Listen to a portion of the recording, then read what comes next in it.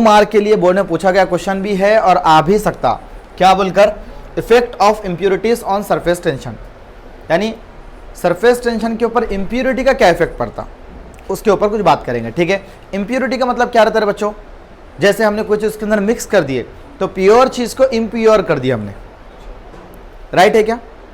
Impurity मतलब कुछ उसके अंदर मिक्स करना, दैट इज इंप्योरिटी, राइट है। ओके, तो इफेक्ट इसके अंदर इंप्योरिटी में 3 तरह के इंप्योरिटी आएंगे। नंबर 1 सॉल्युबल इंप्योरिटी, क्या आएगा, सॉल्युबल इंप्योरिटी।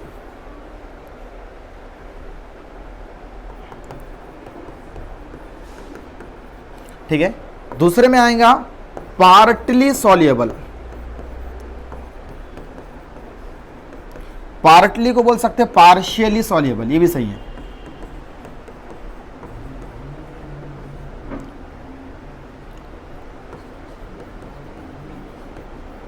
और तीसरे नंबर पर आएंगे रे बच्चों, सॉल्युबल हो गया, पार्टली सॉल्युबल हो गया, और इनसॉल्युबल,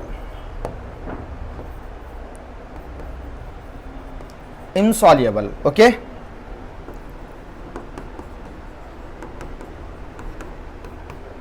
ओके, आपने अगर क्वेश्चन आ जाए एग्जाम में तो ये 3 हेडिंग्स लगा देना और इनके ऊपर क्या लिख कर आना बतलाता हूं मैं आपको। इसे बंद कर थोड़ी देर के लिए, थोड़ा ध्यान दो। Effect of impurities on surface tension, surface tension पर इंप्योरिटीज का क्या इफेक्ट पड़ता। जैसे एक वाटर है, वाटर के अंदर क्या करें हमने, सॉल्युबल इंप्योरिटी को मिक्स कर दिए। सॉल्युबल का मतलब क्या, उन्हें पूरा डिसॉल्व हो जाना, अंदर सॉल्व हो जाना है, डिसॉल्व हो जाना, उसका मिक्स हो जाना उस पर। जैसे नमक है ना, NaCl, अगर हमने NaCl को क्या किया, अंदर मिक्स कर दिया सॉल्ट को, तो पूरा मिक्स हो जाएगा ना। तो ऐसे वक्त में अगर हमने सॉल्युबल इंप्योरिटी को ऐड किया तो सरफेस टेंशन इंक्रीज हो जाएगा। सरफेस टेंशन इंक्रीज होने का मतलब क्या है रे बच्चों, जैसे एग्जांपल के तौर पर ये हमारे पास लिक्विड है और इस लिक्विड को सपोज करो कि हमने इसके ऊपर एक ब्लेड रखा, ब्लेड समझता है, पतली एक ब्लेड हमने इसके ऊपर रखा और ब्लेड इसके ऊपर तैर भी रही है। सपोज करो क्या कर रही है, तैर रही है, मतलब ये सरफेस टेंशन की जो फिल्म है गुड है। ठीक है क्या, अगर इसको ब्रेक करने का है अपने को, इसको अपने को, तो अपने को कुछ मिक्स करना पड़ेगा उसमें। ठीक है क्या, तो सपोज करो मैंने क्या किया, इसके अंदर सॉल्ट मिक्स कर दिया, सॉल्ट यानी NaCl मिक्स कर दिया, तो ये कैसी इंप्योरिटी है, सॉल्युबल, मतलब पूरी तरह से क्या होती है, मिक्स हो जाती है। तो अब ये जो ब्लेड है डूबने के बजाय, ठीक है, ये जो फिल्म जो है टूटने के बजाय और स्ट्रांग हो जाएंगी, मीन्स सरफेस टेंशन इंक्रीज हो जाएगा। समझ रहे, तो सॉल्युबल इंप्योरिटी के एग्जांपल याद रखना, सॉल्ट, और सॉल्ट को मिक्स करे तो सरफेस टेंशन बढ़ जाएगा। सॉल्ट मिक्स करने पर क्या होगा, सरफेस टेंशन, हाँ सरफेस टेंशन बढ़ जाएगा। अगर पार्टली सॉल्युबल या फिर पार्शियली सॉल्युबल इंप्योरिटी को ऐड करें, अब सर पार्टली या पार्शियली सॉल्युबल इंप्योरिटी कौन सी है, जैसे फिनॉल, जैसे फिनॉल डिटर्जेंट जिसको बोलेंगे अपन, ठीक है, डिटर्जेंट, राइट है। अपन ने क्या किया, यहाँ पर जो है तो सोप को, सोप सोल्यूशन को मिक्स किया। अब तुम ही सोचो ना, डिटर्जेंट जो तो पूरे मिक्स होते हैं क्या, थोड़े मिक्स होते हैं और थोड़े वहां पर झाग के फॉर्म में बन जाते हैं, पूरे मिक्स हो ही नहीं सकते हो ना, राइट है ना। इस तरह से पूरे डिसॉल्व नहीं हो सकता डिटर्जेंट, तो उसको जैसा जब अपन ऐड किया तो ये जो फिल्म थी ना ये ब्रेक हो जाएंगे, मतलब सरफेस टेंशन डिक्रीज हो जाएगा। नमक ऐड करने पर सरफेस टेंशन बढ़ जाएगा और डिटर्जेंट ऐड करने पर सरफेस टेंशन कम हो जाएगा। सिंपल एक बात, अगर हमने क्या किया, एक बीकर के अंदर वाटर लिया और उस वाटर पर नमक डाल दिया, मिक्स कर दिया, नमक उसमें डिसॉल्व कर लिया, और कोई ब्लेड को उसके ऊपर रखना चाहा तो स्लाइटली स्लोली अगर ब्लेड रखा जाए तो ब्लेड बिल्कुल उसके ऊपर ठहरेंगे, क्योंकि यहां पर सरफेस टेंशन बढ़ चुका था। अब सरफेस टेंशन कम करना है, क्या करना है, सरफेस टेंशन कम करना है, यानी कि कम करना मतलब इसको डुबो देना है ब्लेड को, स्लोली भी रखे तो डूब जाना। तो क्या करो, उसके अंदर अपन क्या मिक्स करना पड़ेगा, वाटर में डिटर्जेंट मिक्स कर दो, वो फिल्म टूट जाएंगे और वो डूब जाएंगे ब्लेड। इजी है ना। तो सरफेस टेंशन कब बढ़ता है? सॉल्ट मिक्स करने पर। कब कम होता है? डिटर्जेंट मिक्स करने पर, है ना। और सॉल्युबल क्यों बोले इसको सॉल्ट को? क्योंकि ये पूरी तरह से मिक्स हो जाता है। और इसको पार्टली सॉल्युबल क्यों बोले? क्योंकि थोड़ा मिक्स होता है, थोड़ा नहीं होता, पार्टली, थोड़ा थोड़ा, ठीक है ना। इनसॉल्युबल मिक्स ही नहीं होता, जैसे सैंड, मड, राइट है ना। रेती, कीचड़ वगैरह मिक्स होता है क्या? नहीं होता है, राइट है। इस तरह से तो इसे कहेंगे हम इनसॉल्युबल इंप्योरिटी। अगर ये इंप्योरिटी मिक्स करे तो सरफेस टेंशन यहां पर भी कम ही होगा, राइट है क्या? यानी वो फिल्म टूट जाएंगे। तो 3 तरह के इंप्योरिटीज होते हैं, सॉल्युबल, इनसॉल्युबल, पार्टली सॉल्युबल। तो आपने एग्जाम में कैसे पॉइंट्स लिखना है मैं बतलाता हूं, ठीक। सबसे पहले हेडिंग लगा देंगे सॉल्युबल इंप्योरिटी, उसके अंदर लिखेंगे if soluble impurity like NaCl salt added in a water, then surface tension increases. Simple. Next, if partly soluble impurity like phenol, detergent, etc. added in a water, surface tension decreases. Last one. If insoluble impurity like sand, mud, etc. added in water, surface tension decreases. Finish हो गया। 2 mark का question खत्म हो गया ना। Okay, एक और effect मैं आपको बता देता हूं जो कि इंपॉर्टेंट है एग्जाम के पॉइंट ऑफ व्यू से यहां पर, लेकिन इस क्वेश्चन में नहीं भी लिखे तो चलेगा। वो है effect of temperature. Effect of temperature. अगर सरफेस टेंशन और टेम्परेचर की बात की जाए, ये दोनों इनवर्सली प्रोपोर्शनल है। टेम्परेचर बढ़ाएंगे सरफेस टेंशन कम होगा, अगर टेम्परेचर कम करेंगे सरफेस टेंशन बढ़ेगा। क्लैरिटी आ रही क्या?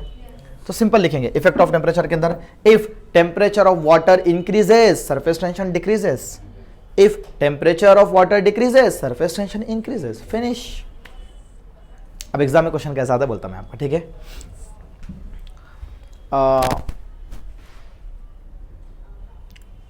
What will be effect of temperature? What will be effect of temperature on surface tension? Surface 1 number के लिए तो कैसे लिखेंगे? सरफेस टेंशन पर क्या इफेक्ट होता है टेम्परेचर का? तो हम लिखेंगे वहां पर if surface tension increases, if temperature increases surface tension decreases. Finish हो गया ना। अब सुनो,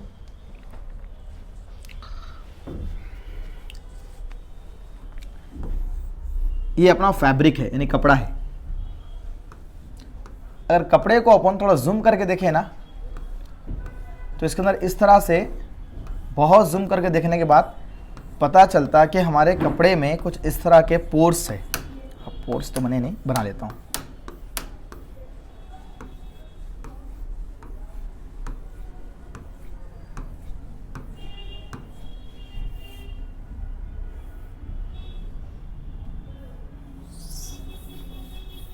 ठीक है क्या? हमारे कपड़े के अंदर कुछ इस तरह के पोर्स है।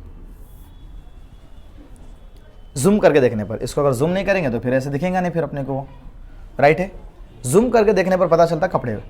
तो पहले के जो लोग धोबी वो लोग रहते थे ना, वो क्या करते, गर्म पानी में कपड़ों को डुबोकर धोते ताकि जल्दी उसमें से मैल वगैरह निकल जाए। समझ रहे कि नहीं? है ना, जो डस्ट है, धूल है, जो भी उसको लगा हुआ है, तो उसको निकालने के लिए, हाँ, वो ख़राब कपड़े को अच्छा क्लीन बनाने के लिए क्या करते थे, गर्म पानी का इस्तेमाल करते थे। क्यों? इस वजह से कि गर्म पानी का सरफेस टेंशन क्या होता है, बोलो, कम होता है ना। Temperature rises surface tension decreases. तो if the temperature increase surface tension decreases. तो गर्म पानी का इस्तेमाल करते थे और क्या होता, वो गर्म पानी क्या करता था, इधर से पूरा पास होता था, यहाँ से इधर, यानी कि इधर से बैक साइड तक पूरा पास हो जाता पोर्स में से वो। तो क्या होता था, हमारा कपड़ा क्लीन हो जाता था। ठंडा पानी क्या करता, सरफेस टेंशन बना के रखता। मतलब एक सुनो, ये एक लिक्विड का ड्रॉप है, ये मॉलिक्यूल है। अगर इसको ठंडा रखेंगे ना तो ये क्या करता, अपने जो ऊपर की फिल्म है तो इसको इस तरह से क्लोज करके रखता, टूटने देता नहीं। समझ रहे बात को? अगर इसको गर्म करेंगे ये टूट जाएगा। समझ रहे, ड्रॉप टूट जाएंगे, इनकी फिल्म टूट जाएंगे, इनका सरफेस टेंशन कम हो जाएगा ना, तो इनका क्या होगा बेटा, ये इजीली इधर से उधर फ्लो हो सकेगा। वरना कैसा होगा, सरफेस टेंशन ज्यादा ना, मैंने इधर से पानी डाला, यहां पर पानी इधर से बाहर निकलेगा, कपड़े के ये साइड चला ऊपर से निकल जाएगा, तो आर पार नहीं हो रहा ना। तो जब आर पार नहीं हो रहा पानी, तो फिर उसमें का मैल कैसे निकलेगा, अनवांटेड थिंग्स जो निकालनी है अपने को, डस्ट निकालना है अपने को, निकलेंगे कैसे, कपड़ा क्लीन कैसे होगा, नहीं होगा ना। तो वो लोग क्या करते थे, गर्म करते थे पानी को, ठंडे पानी से नहीं निकलता क्योंकि सरफेस टेंशन ज़्यादा रहता। तो सरफेस टेंशन ज़्यादा है मतलब सरफेस की पकड़ ज़्यादा है, उसको तोड़ना पड़ेगा अपने, ताकि पानी के बारीक बारीक बुनके इधर से उधर निकल सके, पानी बारीक बारीक पार्टिकल में डिवाइड हो सके, इधर से उधर मूव हो सके। तो सरफेस टेंशन इंक्रीज करना पड़ा। इंक्रीज करने के लिए टेम्परेचर लगाया, टेम्परेचर बढ़ाया, सरफेस टेंशन बढ़ा लिक्विड का, और उसको यूज़ किया। और ऐसे कर कर हम पहले ज़माने में ऐसा काम करते थे और कपड़ों को धोया करते थे, राइट है क्या? ओके। लेकिन हमने देखा कि टेम्परेचर बढ़ाने से कपड़े का मैल तो निकल जा रहा, लेकिन कपड़े डैमेज जल्दी हो जा रहे, है ना, ख़राब जल्दी हो जा रहे। तो उस वजह से जैसे बोलते हैं ना कि तरक्की होते रही, तो वो तरक्की के अंदर एक तरक्की ये भी हुई कि हमने वहाँ पर डिटर्जेंट को, सोप को फिर वहाँ पर इन्वेंट किया हमने। फिर पता चला डिटर्जेंट, सोप ये ऐसी इम्प्योरिटीज़ है जिससे अगर इनको डिज़ोल्व किया जाए तो इनसे भी सरफेस टेंशन कम हो जाता। अब ज़रूरत नहीं रही पानी गर्म करके धोने की। समझ रहे बात को? अब हम सोप सोल्यूशन के ज़रिए से भी और डिटर्जेंट के ज़रिए से, है ना, इनके ज़रिए से भी हम क्या कर सकते हैं, वो केस ख़त्म हो गया, रगड़ रगड़ के साफ़ करो मेरे हाथों को माफ़ करो, ठीक है। तो समझ में आ गया। तो क्वेश्चन ऐसे बन सकता, ठीक है, why detergent powder is used to wash the cloth. Simple question ना, व्हाई डिटर्जेंट पाउडर, सरफ क्यों यूज करते, ऐसे समझ लो, आसान से। हाँ, why detergent powder use to wash clothes, कपड़ों को धोने के लिए हम जो है तो डिटर्जेंट पाउडर का इस्तेमाल क्यों करते हैं। तो बिल्कुल आसान आंसर देने का, ठीक है। If the detergent powder mixed with water then surface tension of water decreases. समझ रहे? If the surface tension decreases then water can easily flow from one side of cloth to the other side through the pores. समझ रहे हो? ये बारीक बारीक holes के जरिए से उन्हें क्या कर सकता, मूव हो सकता है इधर से उधर, एंड क्लॉथ कैन क्लीन, इस वजह से, ठीक है। फिर अगर ऐसे ही क्वेश्चन पूछ लिया, why the high temperature water, ठीक है ना, या hot water is used to wash the cloth, तो फिर वहां पर भी आंसर लिखना अपन नहीं कि भाई हाई टेम्परेचर या हॉट वाटर क्या करता है, सरफेस टेंशन डिक्रीज करता है, सरफेस टेंशन डिक्रीज हुआ तो वाटर इधर से उधर मूव होने में आसानी होती। सिंपल है ना। तो ऐसा कुछ भी क्वेश्चन आया तो अपने मन से बना के लिखना आना, इसको बढ़ाने पर उन्हें कम होता है इसलिए यूज करते। कपड़े धोने के लिए सरफेस टेंशन कम होना जरूरी है, राइट है ना। ओके, आगे बढ़े। ये टॉपिक था आपका इफेक्ट ऑफ सरफेस टेंशन, नहीं, effect of impurities on surface tension. आया क्या नेक्स्ट टॉपिक? अरे यार ये क्या हो जा रहा है मेरे साथ, बहुत बुरा हो रहा है तो। Viscosity, critical velocity, laminar hydrostatic, force method, expression. चलिए अब यहां पर देखते हैं एक्सप्रेशन फॉर कैपिलरिटी। कैपिलरिटी के लिए अपने एक्सप्रेशन देना है बच्चों, और प्रेशर डिफरेंस मेथड एक है इसके अंदर और दूसरा है फोर्स मेथड। इन दोनों मेथड को अच्छे से एग्जाम में याद कर कर आपने 2 से 3 नंबर के लिए बोर्ड एग्जाम में पूछने जाने वाला क्वेश्चन है, ठीक है ना। ओके, सबसे पहला प्रेशर डिफरेंस मेथड क्या है समझेंगे, उसके बाद बात करेंगे फोर्स मेथड के। लेकिन एग्जाम में इंपॉर्टेंट फोर्स मेथड है, प्रेशर डिफरेंस मेथड से भी ज्यादा इंपॉर्टेंट है, ठीक है ना। ओके, तो सबसे पहले बेटा आपने ये तो नहीं पूछे वाला है बोर्ड में, लेकिन मैं बतला दे रहा हूं आपको, ठीक है ना, लेकिन आसान है, याद रखो। सबसे पहला काम आपने क्या करना है, कैपिलरी ट्यूब बनाना है। कैपिलरी ट्यूब बनाना आएगा सबको, ये तो आसान है। अब क्या करना है बेटा, यहाँ पर कैपिलरी ट्यूब का जो मेनिस्कस बनता है ना, ये कॉनकेव मेनिस्कस लेना है, राइट है क्या। ये कॉनकेव मेनिस्कस आपने लिया। अब बेटा कॉनकेव मेनिस्कस लेने के बाद आपने क्या करना है, यहाँ पर एक तो रेडियस रहेगा इस ट्यूब का, ये ट्यूब है ना, तो एक तो रेडियस ट्यूब का रहेगा, तो ट्यूब के रेडियस को हम क्या कर लेते हैं बेटा, यहाँ पर स्मॉल आर ले लेते हैं, चलेगा। स्मॉल आर ये ट्यूब का रेडियस है, ट्यूब पूरा इतना है, डायमीटर इसका ये है ना। ये पूरा डायमीटर, तो आधा उसका रेडियस हो गया। और एक रेडियस रहेगा radius of curvature, capital R रहेगा, ठीक है क्या, ये कैपिटल आर रहेगा रेडियस ऑफ कर्वेचर, और एक रहेगा small radius. Sir radius of curvature क्या है, अगर आपको नहीं समझ रहा तो समझो थोड़ा सा, ठीक है। ये कुछ इस देखो, ट्यूब का रेडियस तो आसान है बतलाना, सर ये ट्यूब का रेडियस है आर, इसमें किसी को डाउट नहीं होना चाहिए, राइट है। अब रेडियस ऑफ कर्वेचर क्या है वो समझो। अब हमारे पास ये कहीं ना कहीं इस तरह का मेनिस्कस बन रहा है कि नहीं, तो ये मेनिस्कस का भी तो कहीं सर्कल बन रहा होगा ना। तो रेडियस ऑफ कर्वेचर का मतलब क्या, कर्व का रेडियस, ये कर्व है, इस कर्व का रेडियस यार, समझ रहे क्या। और ये जो आर है बेटा अपना स्मॉल आर, तो ये तो ट्यूब का है ना, तो इसको शिफ्ट करके यहां रख देते स्मॉल आर, ठीक है। इतना क्लियर हुआ क्या। तो अपने पास दो रेडियस बन चुके हैं, एक स्मॉल आर और दूसरा है capital are, okay, small are capital R. ये एंगल बेटा थीटा है हमारे पास। अब यहां पर हम सारे चीजें लिख देंगे कौन क्या है, तो ठीक है। सबसे पहले आर क्या है, small R, radius of tube, हाँ 2 नंबर के लिए क्वेश्चन आएगा, रेडियस ऑफ ट्यूब, बिल्कुल डायग्राम इतनी ही बनाना है, ज्यादा कुछ नहीं करना है। कैपिटल आर क्या है, रेडियस ऑफ कर्वेचर, ठीक है। प्रेशर कितना होता है बच्चों, आपको पता है ना, प्रेशर होता है रो जी एच, कितना होता है, रो जी एच, ओके। थीटा क्या, एंगल ऑफ कांटेक्ट,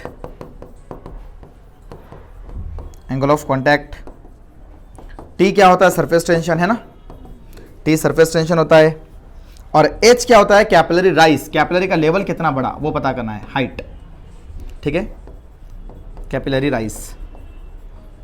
राइज और फॉल, या घटा कितना, कैपिलरी का लेवल बढ़ा कितना या घटा कितना, बस इतना आपको आ जाएगा, क्या लिखना याद कर लेंगे इतना सब, कोई मसला नहीं यहां पर। अब सुनो रे बच्चों, हमारे पास ये जो इसका लिक्विड का लेवल बड़ा है, ओके, ये जो लिक्विड का लेवल बड़ा है, आपको पता है ना भाई, हमारे पास एक फॉर्मूला था P I minus P O is equal to 2T/R। तो प्रेशर का फॉर्मूला क्या देखा हमने, प्रेशर का फॉर्मूला देखा 2T/R, एक ड्रॉप के लिए, तो ये भी ड्रॉप ही है ना, 2T/R, ओके। अब प्रेशर क्या होता है, रो जी एच होता है, याद रखो, हाँ प्रेशर होता है रो जी एच, कितना होता है, rho ji h is equal to 2T/R, 2T/R, pressure क्या होता है, 2T/R क्या है, ये देखो, ये जो हमारा ड्रॉप बन सकता है ना, इसका रेडियस है वो आर, ये आर है वो, स्मॉल आर नहीं, हाँ कैपिटल आर है। बट मुझे क्या करना है, ये कैपिटल आर को हटाना है और स्मॉल आर लगाना है। तो कैसे लगाएंगे, इस ट्राइंगल के अंदर अगर हमने कॉस थीटा निकाला, क्या बनता है, cos theta is equal to, cos theta क्या बनता है बतलाओ,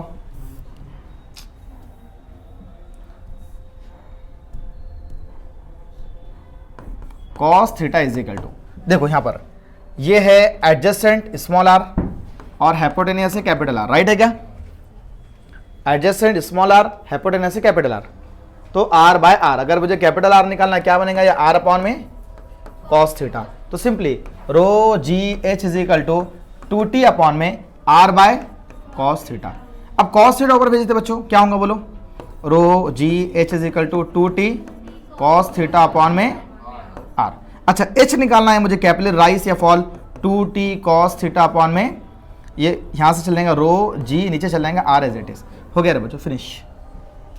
इतना एक्सप्रेशन है इसका, समझ रहे हो क्या, एक दफा दोबारा बताता है, यहां पर देख लो, अरे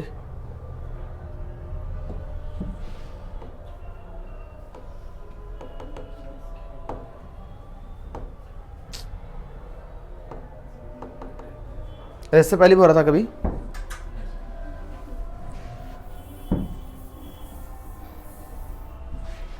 कौन सा मेथड बोलते हैं इसको, pressure difference method, pressure difference method.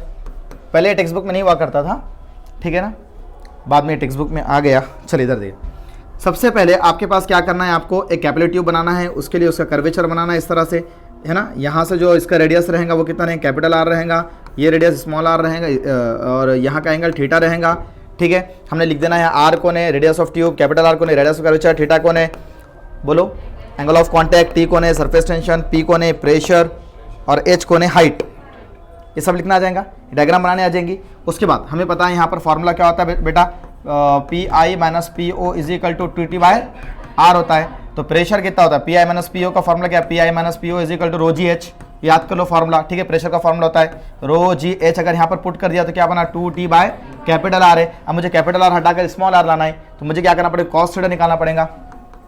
Cos theta is equal to कितना बनेगा बेटा यहाँ पर, मतलब एडजस्टेंट डिवाइडिंग हाइपोटेन्यूज, तो यहाँ से कैपिटल आर निकाले क्या बनेगा आर अपॉन में कॉस थीटा।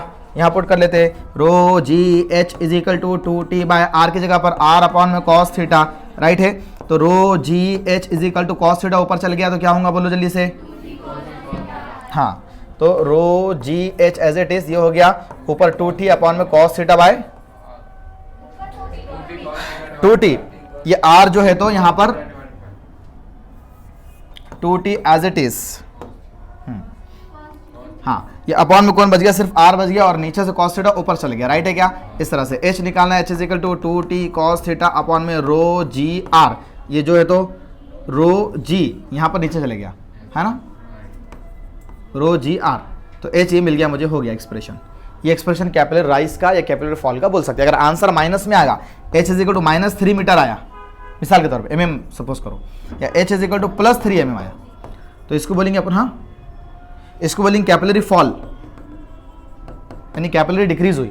अगर आंसर प्लस में आया इसको बोलेंगे कैपिलरी राइज। तो ये चीज़ें अपने को न्यूमेरिकल में काम में आएंगी। बस एक्सप्रेशन में इतना करना और कुछ भी नहीं है, थ्योरी कुछ नहीं है, बस थ्योरी इतनी लिखनी है, ठीक है क्या। अब इसके बाद का जो मेथड है बेटा हमारा कौन सा था, वो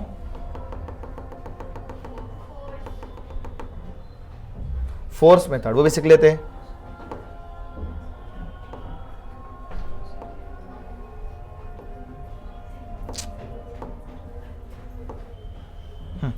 फोर्स मेथड, अब फोर्स मेथड में क्या करना है आपको, इस तरह से नीट डायग्राम बनानी है। एग्जाम में सिर्फ डायग्राम भी पूछी गई है, ठीक है। Draw NEET label diagram for capillary rise, ठीक है, and show the all components. Force के कंपोनेंट बतलाओ बोलता हूँ अपने को, तो सिंपल इस तरह के डायग्राम बनानी है आपने, यानी कि आपने कुछ इस तरह से एक बीकर में फिल कर दिया, ये बताना है, बन गया डायग्राम, ठीक है। अब इसके अंदर यहाँ पर कैपिलरी राइज हुई, ये कैपिलरी इतनी राइज होगी, राइट है क्या, ओके। इस हाइट को अपन h बोल देंगे, राइट है, ओके। इधर जो बेटा यहाँ पर जो जाएगा आपका सरफेस टेंशन वाला कंपोनेंट जाएगा t, ओके। सरफेस टेंशन के यहाँ पर दो कंपोनेंट, ये अगर एंगल ऑफ कॉन्टैक्ट थीटा है, ठीक है, तो यहाँ पर क्या हो जाएंगे बेटा बतलाओ, ये जो है तो t cos थीटा और ये t sin थीटा हो जाएगा, राइट है। सेम इधर भी ये सरफेस टेंशन इधर जाएगा, इधर क्या हो जाएगा t cos थीटा, इधर t sin थीटा। ये डायग्राम बन गई, एग्जाम में कम से कम 2 नंबर के लिए इतने डायग्राम बना के आना। कैपिलरी राइज के लिए कैपिलरिटी के डायग्राम बनाओ बोलते, ये डायग्राम है, पूछे वाली डायग्राम है, 2-3 दफ़ा सिर्फ डायग्राम ड्रॉ करो बोला। डायग्राम कैसे ड्रॉ करना, वंस रिवाइज करा रहा हूँ, देख लो। पहले कैपिलरी ट्यूब लिए, ठीक है, उसके बाद इसको इस तरह से यहाँ से आपने एक बीकर के अंदर, वेजल के अंदर क्लोज कर दिया, ठीक है। उसके बाद क्या किया आपने, कैपिलरी राइज हो के बता दिया, कैपिलरी राइज हुई तो यहाँ पर एक टेंजेंशियल बना दिया अपने, यहाँ पर इसका टेंजेंट, ये सरफेस टेंशन रहेगा, ये एंगल थीटा रहेगा, राइट है क्या। थीटा के 2 टुकड़े करें तो ऊपर t cos थीटा हो जाएगा और साइड वाला t sin थीटा हो जाएगा। और सिमिलरली इधर भी ऐसे कंपोनेंट रहेगा, ये राइट है, ये t रहेगा, ये ऊपर जाएगा तो t cos थीटा, इधर जाएगा तो t, हो गया बेटा डायग्राम आपकी। ये हाइट h रहेंगी, हो गया क्या। अच्छा देखिए नीचे जो इस ड्रॉप को लगेगा ना फोर्स, वो लगेगा mg नीचे लगेगा इस तरह से। अगर आप गौर करें तो ऊपर जो है तो सरफेस टेंशन की फोर्स है, फोर्स ऑफ सरफेस टेंशन, और नीचे जो है तो उसको बैलेंस कर रही है force of gravitation. Gravitational force मतलब mg है ना, इसको बैलेंस करें सरफेस टेंशन की फोर्स। फोर्स का फॉर्मूला क्या है बेटा बोलो जल्दी से, सरफेस टेंशन इनटू में लेंथ, राइट है क्या, और यहां पर mg, ये तो सिंपल है ना, नहीं समझ रहा क्या, सिंपल। ग्रेविटेशनल फोर्स mg है, ये नीचे वाली, और ऊपर वाली सरफेस टेंशन की फोर्स है ft। तो ft का फॉर्मूला क्या है, t into L. Sir t तो अपने पास t cos थीटा ना सर, क्यों सर, t sin थीटा एक दूसरे कैंसिल कर दे रहे, देखो ये इधर एक दूसरे कैंसिल कर देंगे, अब बचेंगे सिर्फ t cos थीटा। तो t नहीं है बल्कि t cos थीटा रहेगा, वो इतना समझ रहा क्या, कंफर्म ना, t cos थीटा रहेंगे, t sin थीटा एक दूसरे कैंसिल कर दे रहे, यहाँ भी 5 है, यहाँ भी 5 है, ये कैंसिल। लेकिन ये दोनों जो है तो कैंसिल नहीं हो सकते क्योंकि एक डायरेक्शन में, अगर ये ऊपर रहता ये नीचे रहता कैंसिल हो जाता, लेकिन ये दोनों अब ऊपर ही थे, दोनों प्लस हो जाएंगे, राइट है ना। तो t cos थीटा कितने पे लग रहा, तो लेंथ देखेंगे अपन, तो टी कॉस थीटा ये इतने पे नहीं लग रहा, बल्कि एक गौर से देखे तो ये पूरा ऐसे अंदर लग रहा, राउंड शेप पे लग रहा है, एक ट्यूब के अंदर राउंड शेप पे टी कॉस थीटा लग रहा। तो राउंड की जो लेंथ होती है वो होती है 2 पाई आर, किसी भी सर्कल की लेंथ होती है 2 पाई आर, समझ रहे क्या? तो अपने क्या करें, T into L surface tension का फॉर्मूला है ना, surface tension is equal to force upon length. तो फोर्स निकालने का है तो ये टी इंटू एल, ये टी इंटू एल क्या मैंने सरफेस टेंशन की फोर्स, ये टी इंटू एल। तो टी कितना है, टी कॉस थीटा है, और एल कितना है, 2 पाई आर है ना, हो रहा clear? Okay, is equal to m ji as it is t cos theta into 2 pi r as it is equal to, mass को लिख सकते हैं rho into v into g. Sir mass क्या होता है, देखो ना डेंसिटी क्या होती है, मास पर इंटू वॉल्यूम, तो मास क्या होगा बच्चों, रो इंटू वी, समझ रहे कि नहीं? लिखना ही पड़ेगा और कुछ नहीं, ठीक है। अच्छा वॉल्यूम क्या होता है, वॉल्यूम तो सर एरिया इंटू हाइट होता है ना, तो फिर t cos theta into 2 pi r is equal to, फिर यहाँ पर रो एज इट इज और वी की जगह पर ए इंटू एच इंटू में g as it is, right है ना। तो टी कॉस थीटा इंटू में 2 pi r is equal to rho as it is, और ए की जगह क्या लिखेंगे, pi are square, very good, क्योंकि सर एरिया है ना सर्कल का, पाई आर स्क्वायर इंटू में H as it is G as it is, right है। अपने क्या करना है बेटा, देखो पाई से पाई कैंसिल हो जाता है यहाँ पर, आर से आर स्क्वायर कैंसिल हो जाता है यहाँ पर, राइट है क्या। अब मुझे निकालना है एच, एच क्या होगा, ये टी, ये 2t कॉस थीटा ऊपर आ जाएगा, राइट है, 2t कॉस थीटा अपॉन बचा ले सब इधर आ जाएंगे, रो जी और यार। देखो रे बच्चों, पिछला फार्मूला ये फार्मूला सेम ही, अलग अलग है, दोनों फार्मूले सेम है क्या, H is equal 2t cos theta by rho R G या रो जी आर, ये फोर्स मेथड से रहेगा और वो प्रेशर डिफरेंस मेथड से। प्रेशर डिफरेंस मेथड क्यों बोल रहे हैं, अपने प्रेशर का फॉर्म लगाया ना, P I minus P O equal to T by R. इसको फोर्स मेथड क्यों बोल रहे हैं, अपने सरफेस टेंशन की फोर्स लगाया ना, समझ रहे क्या। अच्छा एग्जाम में तुमको मेथड का नाम ही नहीं बोला, drive an expression for capillarity, सिर्फ एक्सप्रेशन तो बोला कैपिलरिटी का, कैपिलरिटी राइस का या फिर कैपिलरिटी का एक्सप्रेशन दे दो बोला, तो सिर्फ ये करके आ जाना, आपने वो छोड़ देना। हाँ नाम बोला तो फिर करना उसके नाम के हिसाब से, अगर नाम ही नहीं बोला सिर्फ डेरिवेशन कर लो तो इसको कर लो, ठीक है क्या। तो मैंने आपको जो है तो आज के सेशन में 3 क्वेश्चंस पढ़ाए, पहला क्वेश्चन इफेक्ट्स और दूसरा क्वेश्चन 2 डेरिवेशंस, ये मोस्ट इंपॉर्टेंट है, थोड़ा आईएमपी लगा दो इसको। हाँ 3 नंबर के लिए आ सकता है एग्जाम में, डायग्राम 1 नंबर की, 2 नंबर का डेरिवेशन। एक दफ़ा दूसरा बेटा एक दफ़ा ड्राइव करा लूँ, और कैसा क्या है तो समझ में आ गया है ना, ठीक है। जैसे लिखना है लिख भी ले सकते हो, ये एक मेथड है। अच्छा इसके अंदर भी ये सब लिखना है बेटा। हाँ ये जो डेटा हमने यहां लिखा है ना, ये जो डेटा यहां लिखा है, सिर्फ प्रेशर को छोड़कर सब लिखना है, यानी मैं यहां पर लिख के देता आसानी से, कौन क्या दिख रहा तो तुम कंफ्यूज मत हो। T for surface tension, okay, M G weight of molecule, okay, R radius of tube, H height of capillarity, ये कैपिलरी,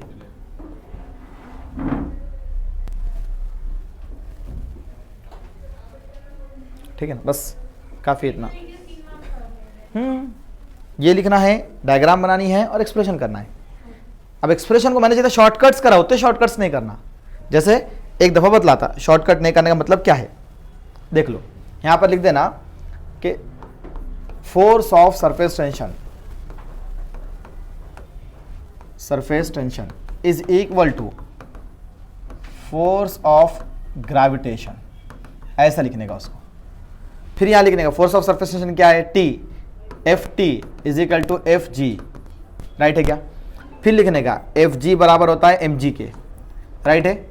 फिर पता है एफ टी कितना होता है, वो होता है टी इंटू एल, बट ये इसे डायग्राम बना के बतला देने का, ठीक है ना। ये सब पे लग रही फोर्स ऑफ सरफेस टेंशन, ये टी कॉस थीटा सब पे लग रहा, तो टी की जगह आ जाएगा F T as it is, T की जगह क्या आएगा बोलो, टी कॉस थीटा और लेंथ की जगह क्या आ जाएगा 2 पाई आर, ऐसा लेने का पूरा, ठीक है। फिर उसमें पुट करने का फ्रॉम 1, ठीक है, फ्रॉम इक्वेशन 1 अच्छे से। तो एफ टी कितना आ जाएगा आपको बोले जल्दी से, T cos theta into 2 pi is equal to, हाँ उसके बाद M ji as it is, ठीक है।